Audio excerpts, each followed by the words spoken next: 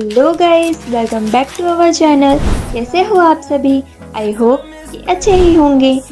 इस वीडियो में मैं बॉयज़ को सजेस्ट करना चाहती हूँ कि वो अपने व्हाट्सएप या तो इंस्टाग्राम अकाउंट पे कैसे डीपीज और पोजेस पिक्चर्स रख सकते हैं। स्क्रीन पे आ रही डीपीज और पोजेस के थ्रू आप अपने अकाउंट को बहुत ही कूल, क्लासिक और एस्थेटिक दिखा सकते हो। वैसे सोशल मीडिया पे ऐसे पोसेस और डीपीज की पिक्चर्स बॉयज़ के लिए बहुत हेल्पफुल बनते हैं।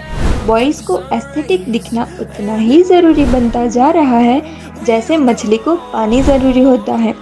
आपको और न्यू पोसेस और डीपीज की नीड हो तो आप मुझे कमेंट में आके बता सकते हो कि मैं आप सभी को हेल्प कर सकूं। आप हमारे चैनल पे न्यू हो तो चैनल को सब्सक्राइब कीजिए और बेल आइकन को प्रेस कीजिए ताकि हमारे न्यू वीडियो आपके पास सबसे पहले पहुंचे। वीडियो को एंजॉय कीजिए।